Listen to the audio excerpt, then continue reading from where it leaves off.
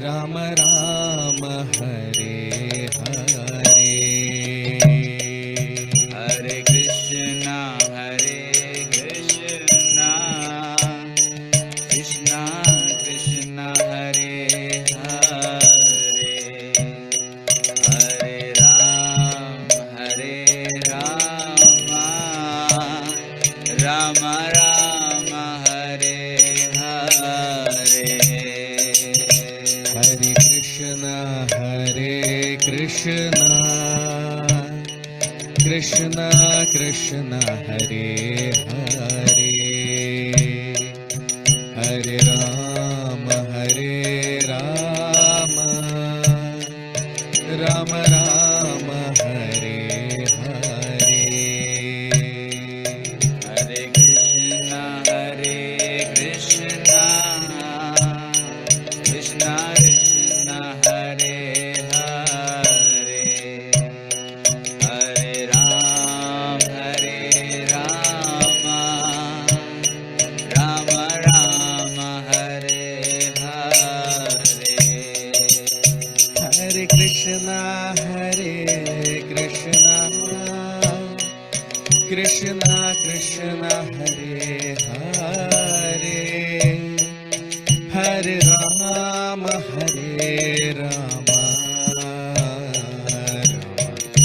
Ram Hare Hare.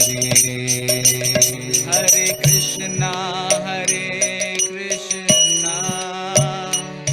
Krishna Krishna, Hare Hare, Hare Ram, Rama Hare Hare. Hare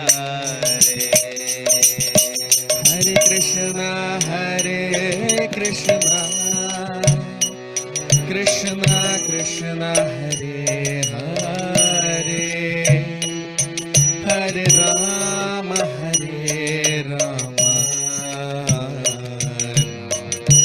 Ram Hare Hare. Hare Krishna, Krishna Krishna, Hare Hare, Hare Ram, Rama Hare Hare. Jaya Radha Madhava, Jaya Kunja Vihari, Jaya Gopi Janvallabha, Jaya Girivardhari. Jai Radha Madhava, Jai Kunja Vihari, Jai Gopi Janvallabha, Girivardhari. Jaya Radha Madhava, Jaya Kunja Vihari, Jaya Gopi Janvallabha, Jaya Girivardhari. Jai Radha Madhava, Jai Kunja Vihari, Jai Gopi Janvallabha, Jai Girivardhari. Hare Krishna, Krishna Krishna, Hare Hare, Hare Rama, Rama Hare Hare. Hare Krishna, Krishna Krishna, Hare Hare, Hare Rama, Rama Rama, Hare Hare.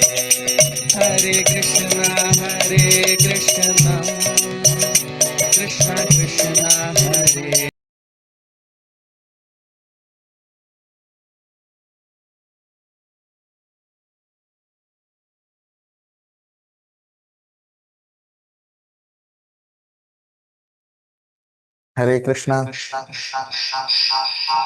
So, very warm welcome to all of you for today's session on the Srimad Bhagavatam. We'll start our session with the prayers. Om Namo Bhagavate Vasudevaya. Om Namo Bhagavate Vasudevaya. Om Namo Bhagavate Vasudevaya. Narayanam Namaskritya Naranchayva Narottamam Devim Saraswatim Vyasam Tato Jayamudiraye Nashtaprayeshu Bhadreshu Nityam Bhagavat Sevaya Bhagavati Uttama Shloke Bhaktir Bhavati Nashtiki. So we discussed in our previous session, Bhagwan Kapil, he's talking about the tangibility of sense perception. We discussed that how the more things are, the more the senses or the more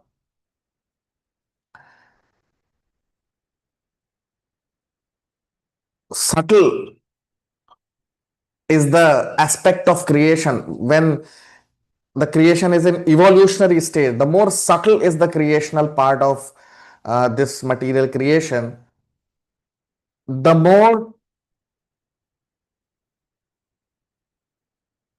tangibility is not there. And the more gross this creation becomes gradually, there is more tangibility. Tangibility means we can experience through our senses this material creation. And as we discussed that in the beginning, there is only ethereal sky. And in that ethereal sky, the sense object is sound. And the senses that we have in our body to hear that are the ears. Now today, we'll begin our discussion with text 37, Shloka number 37 of the 26th chapter of the third canto of Srimad Bhagavatam. Chalanam vyuhanam praptir netritvam dravya shabdayoh sarvendriyanam atmatvam vayoh karmabhilakshanam. Chalanam vyuhanam praptir netritvam dravya shabdayoh sarvendriyanam atmatvam vayo karmabhilakshanam. Translation: the actions of the air is exhibited in the movements, mixing, allowing approach to the objects of sound and other sense perceptions, and providing for the proper functioning of all other senses. Now you see, so this air, so as we know that in the beginning, when the creation began, before the creation, there was only Brahma Jyoti. And in that Brahma Jyoti, ethereal sky got created, which is unmanifest state of material creation. And in that ethereal sky, there is only sound element which is present. The sense object which is present is sound. Then, from this ethereal sky, there is evolution of air. So in ethereal sky, there is only sound. In air, there is sound also, and there is touch sensation also, the sense perception of touch. Okay, sparsha, it is called sparsh. So that sparsh is there in the sound element.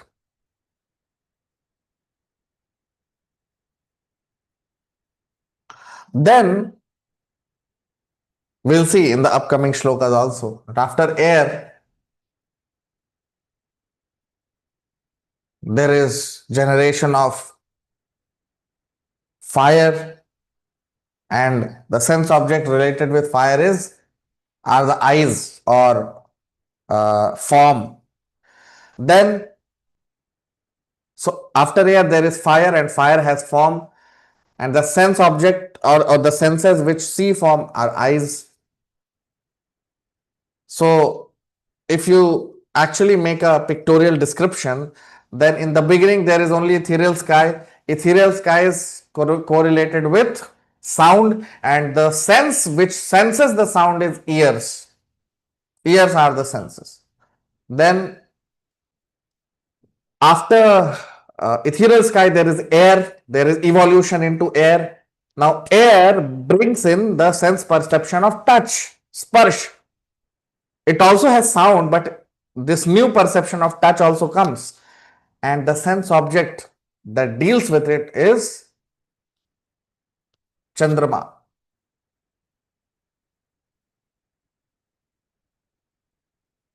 The sense object which deals with it, not Chandrama, it's the ears. Ears.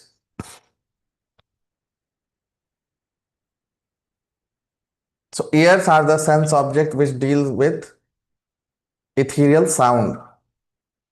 Then air, the sense object which deals with sense perception, is the skin, touch. So from air then there is evolution to fire, which we will see in the upcoming shlokas.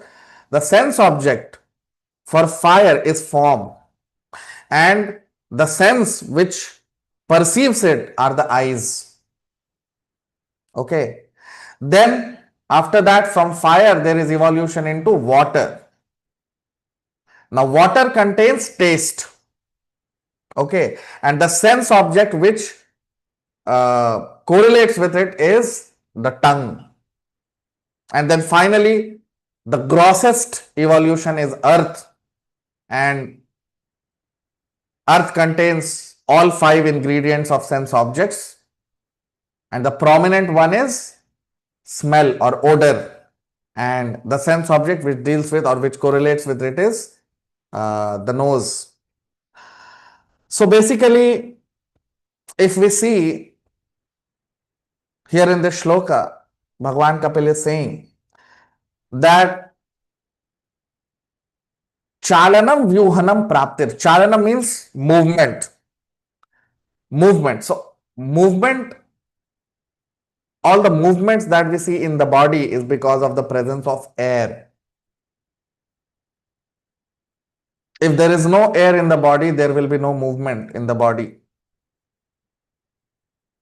Even ordinarily we see, if we pass by an object, I remember once we were driving to a place, and the car in which we were traveling, it was standing on the side of the road, and suddenly there was a huge vehicle, huge truck which passed by, and the car in which we were sitting was shaking. You see, so that movement is because of what? Because of air displacement. Similar thing we see, another example we can see when the air passes by, the branches of a tree, the leaves which are there in the tree, they start moving, right? So similarly, it is by the action of air that our body moves. Body cannot move without the action of air. Okay. And that is why when there is problem in circulation of air in the body, so there are different diseases which come, like paralysis, madness, nervous breakdowns. So all these diseases are because of the wrong circulation or because of the absence of air within the body.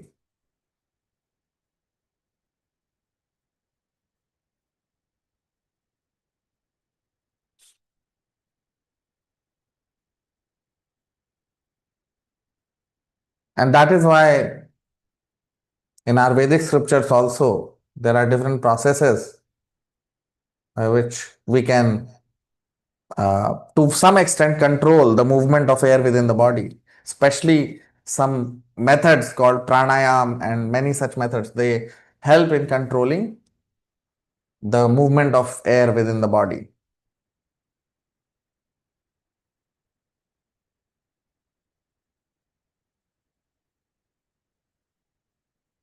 So that's what is mentioned here. Chalanam, Vyuhanam, Praptir. Chalanam, Vyuhanam. Vyuhanam means Chalana means to move. Vyuhana means to associate. And Praptir means to attain or to approach. Netritvam Dravya Shabdayo. Netritvam Dravya Shabdayo. Dravya Shabd means sound. And Sarvendriyana Atmatvam. Now, here it is mentioned that Sarvendriyanam Atmatvam. That means the senses. Sarvendriyanam Atmatvam. The senses, they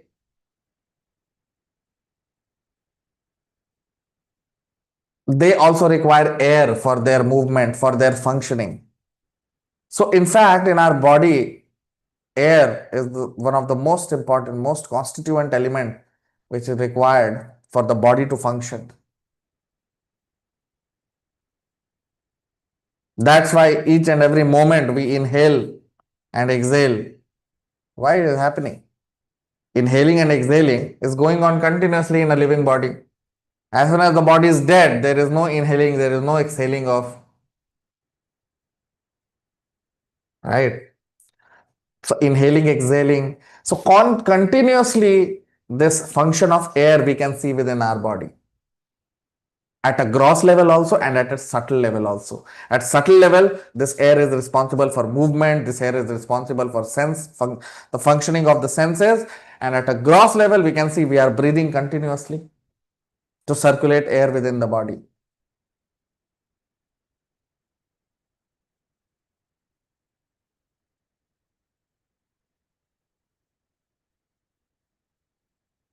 Now text 38, shloka number 38. Vayoshcha sparsha tanmatrad रूपम दैवेरितादभूत समुत्थितं ततस्तेजश चक्षुरूपोपलम्भनम् वायोश्च स्पर्श तन्मात्राद रूपम दैवेरितादभूत समुत्थितं ततस्तेजश चक्षुरूपोपलम्भनम्. Translation.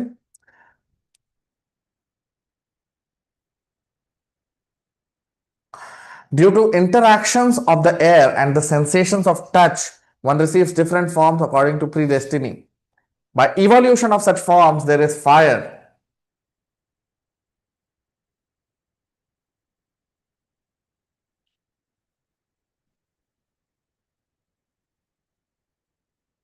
And the eye sees different forms in color. Now you see.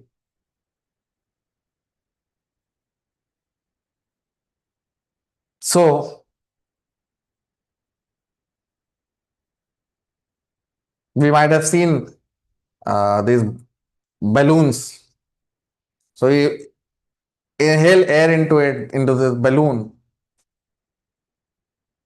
Then this balloon develops a form.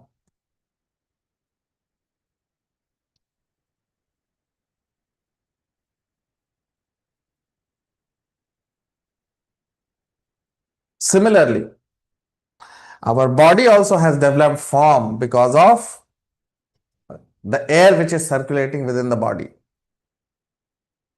Okay. So, that's what is mentioned here. Vayo cha sparsha tanmatra. Only by touch. By touch, sparsh tanmatra means when the sense object called air touches the body, then what happens? Rupam deva iritat.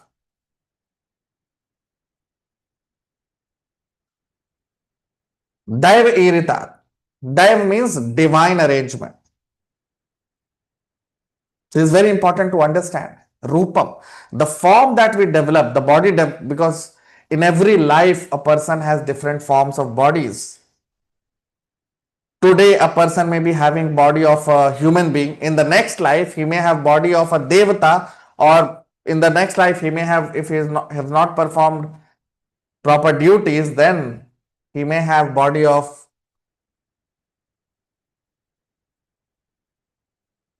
an animal or a beast or an insect, isn't it? So now these different forms which develop in different lifetimes for a spirit soul takes different forms of bodies in different lives. So these forms, you see it is mentioned here, Rupam Daiva Iritat Abhut. So all these different forms have evolved from the interaction with material sound, material air. Okay. And Samuthitam Tatah Tejaha. Teja means fire.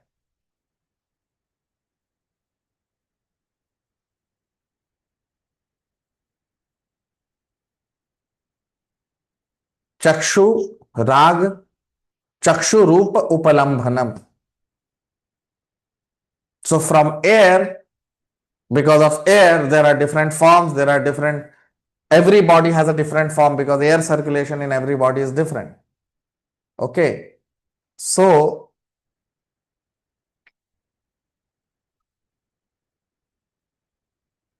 this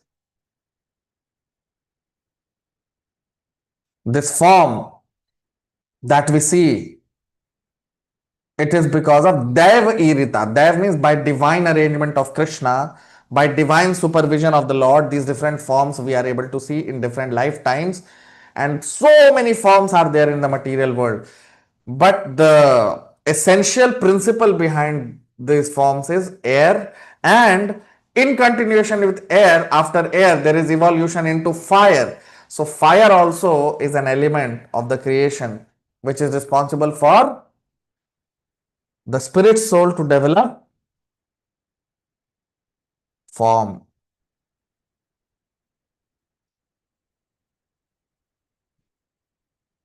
Right.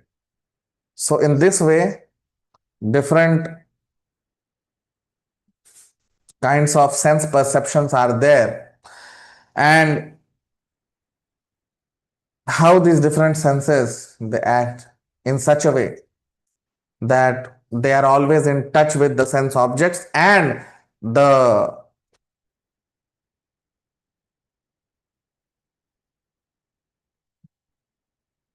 material energy. This material energy of the Lord consists of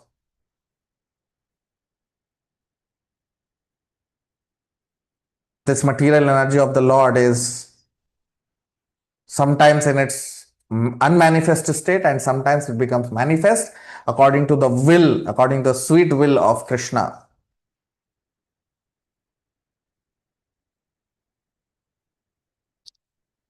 So in this way, this whole creation takes place. Now text 39, shloka number 39. Dravya akir Drav आकृतित्वं द्रव्याकृतित्वं गुणता व्यक्ति संस्थात्वम एव च तेजस्त्वं तेजसः साध्वी रूप मात्रस्य वृत्तयः द्रव्याकृतित्वं गुणता व्यक्ति संस्थात्वम एव च तेजस्त्वं तेजसः साध्वी रूप मात्रस्य वृत्तयोः. Translation. My dear mother, the characteristics of form are understood by dimension, quality, and individuality. The form of fire is appreciated by its effulgence. Now you see. So what is Bhagwan Kapil saying here? That What are the characteristics of form?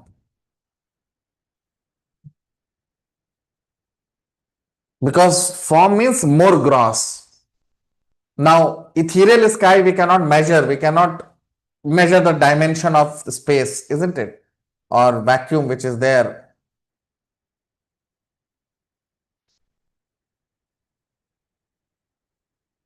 So we can't measure ethereal sky with a scale.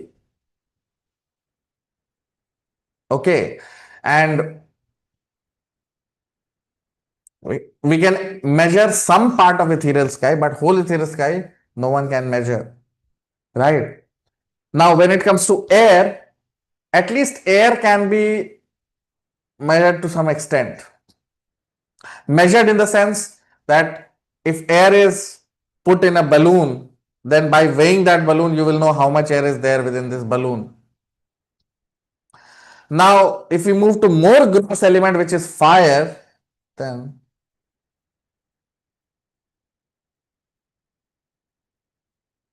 what happens? If we have more gross element, which is fire, this fire has more measurability, and that is what is called tangibility also. We can measure, like because of fire there is form, and form we can measure. You see, that is what is mentioned here. Dravya akrititvam gunata. So gunata means quality and akrititva means akar. Akar means measurable dimension. That is present in fire, and the sense which is produced because of fire, or the sense object which is produced because of fire, is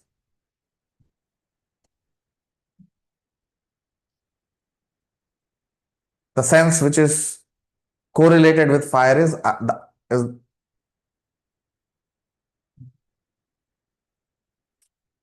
right. So that's why it is mentioned akrititvam gunata. So quality is there. The more gross we become, there are the qualities increase, and also akrititvam, dimensions will increase. And the different characteristics of these elements of creation will become more and more prominent, which we can perceive through our blunt senses also.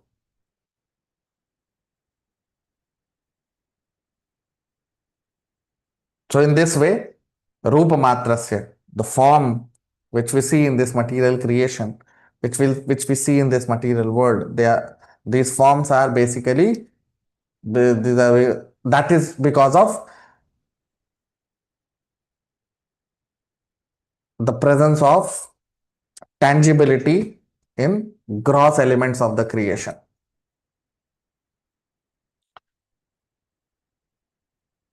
Now text 40, shloka number 40.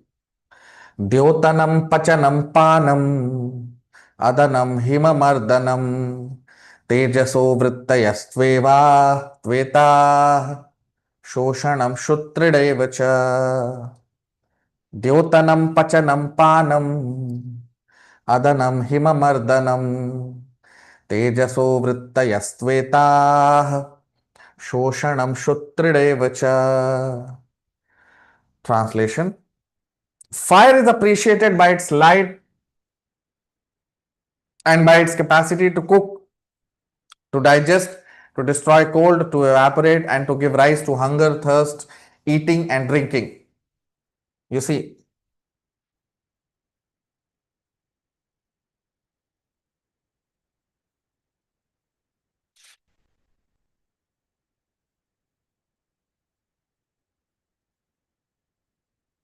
so what is Bhagwan Kapil saying here? So he's saying Dyotanam Pachanam Panam. Dyotanam means to enlighten. Then Pachanam means to digest. Panam means drinking, to drink. Adanam means a person who does not want to do any. Adanam means basically eating. Himamardhanam means Hima means cold, and Himamardhanam means destruction of cold. Tejasa Vritaya Shtveta. Tejasa means fire. Vrittaya means the characteristics. Okay. Tu eta. So these are different characteristics of fire. Shoshanam Shutridevacha. Shoshana means to dry things. If you put something near fire, it will dry up, isn't it? Many times during summer season, if we have to dry clothes very quickly, we put it in under the sun. Why? Because then it dries up very fast. The water gets evaporated very fast. Okay. So that is called Shoshanam. And Shutridevacha, Shut means hunger.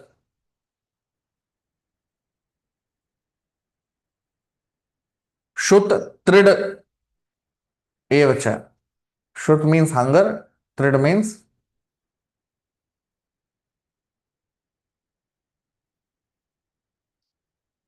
thirst. Okay. So these are different characteristics of the element of creation called fire.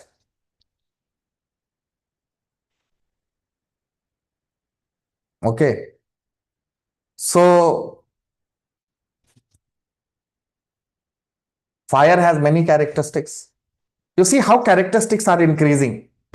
You see, in the beginning, there was ethereal element, only ethereal element was present, and there was only the sense perception was only of sound, and the sense which could relate to it was were the ears.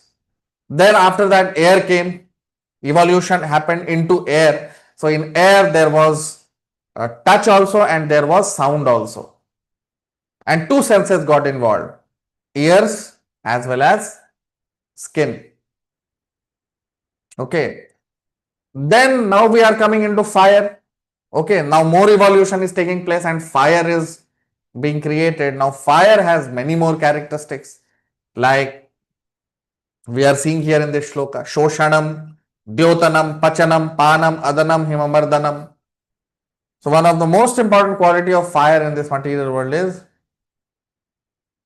that it gives rise to form, and it is used for so many activities. Dyotanam, Pachanam, Panam. Okay. Now, Dyotanam means illumination. So whenever there is fire, there will be light, isn't it? Just like sun. Sun is a ball of fire. That's why there is so much of sunlight, isn't it? Pachanam means to digest food within the stomach. So in the stomach also there is a fire which is called fire of digestion. Lord Krishna talks about it in the Bhagavad Gita. Okay. So this fire of digestion, because of the fire of digestion, food gets digested. Okay. So this fire is responsible for digestion of the food, and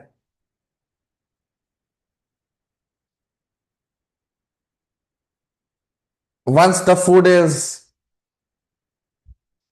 digested, this food breaks down into different small chemicals, and then it enters into the body and gives energy to the body. But all this is happening because of the fire which is present in the stomach, which burns up all the food which goes into the stomach. And if there is no digestion, that's why that fire in the belly is very important. If there is no fire in the belly, then there will be no hunger, there will be no thirst, and ultimately that is very important for proper functioning of the